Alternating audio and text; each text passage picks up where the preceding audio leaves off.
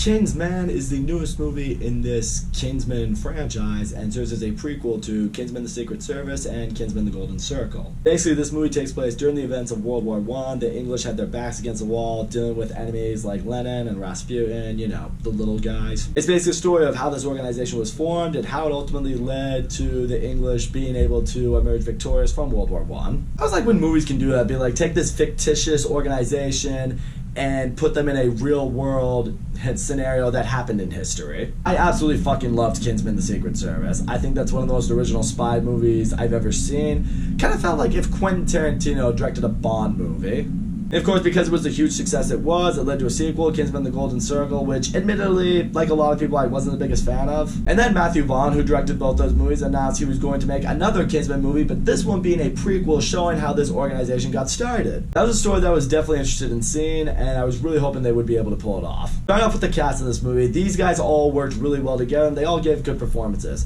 I don't know, admittedly, who a lot of them are. I've maybe seen them in a few movies here and there, but they're not actors that have really stood out with me in the past. Or maybe they have. I'm not the greatest with, actors' names and faces, but, if they've been in a movie beforehand and I remember the movie, they'll be like, oh shit, I do remember you from that, but right now it's just not coming to me. And as I alluded to earlier, I really did love that this movie took place during the Great War, and essentially that's why this organization was formed. Because, it illustrates how the Russians have the English really in a tough spot right now. If a war happens and the English don't have the allies from America, they're going to get crushed. They need this organization of some, under the radar English soldiers and English people to pull this sort of mission off. The movie also has a really surprising level of emotional depth that comes from Ralph Fiennes's character, who's essentially the main character of this movie. He's been through some loss in his life. Really, his son is all he has left that he's holding on to, and his son wants to fight in this cause, but his dad's very much like, no, I can't let you go into this. I can't lose you. I like seeing that kind of dynamic and tension between a parent and their kids. It's like the kid wants to be a part of something that's greater and bigger than them,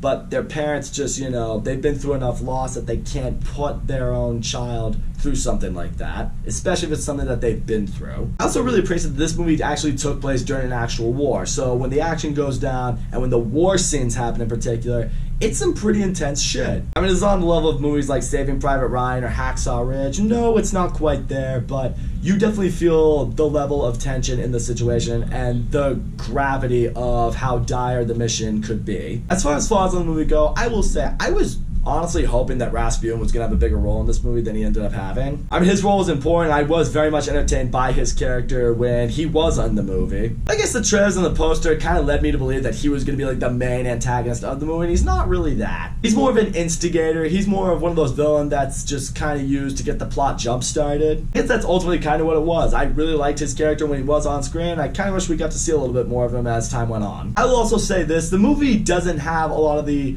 fun weaponry and gadgets that we kind of got used to seeing in the old Kingsman movies. Which, granted, I can understand. I mean, this is a prequel, it also took place way back in the day, so, technology wasn't really as available to them then than it was in later Kingsman movies. But for me, I guess part of the fun of a lot of these spy movies is the gadgets and the weapons that they get geared with, and to see them not be paired with that, I guess that was a little bit of a disappointment on my end. The movie, I will also say this, it does take a little bit of time to get going, but I will say, there is a moment, I would say around the midpoint of the movie, where something happens that just completely flips the script on the movie itself.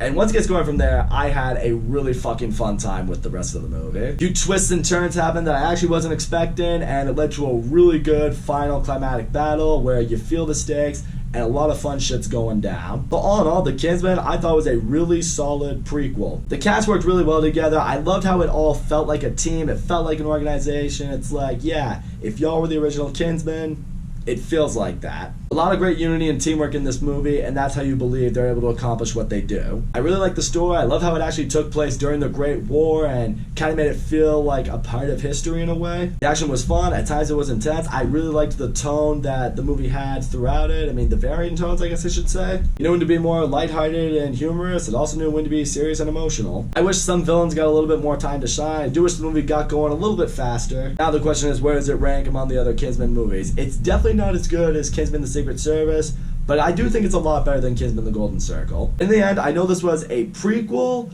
but I'm now very interested to see where this now leads for future Kingsman movies.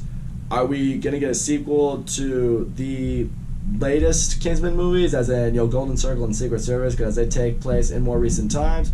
Or are we going to keep getting more prequel movies that lead to what eventually this built towards in the Secret Service? I don't know what it is, but I'm really hoping we get more Kingsman movies now. So that's all I gotta say, guys. Thank you so much for watching my video, and as always, don't forget to leave a comment, like, subscribe, and I will see you all next time.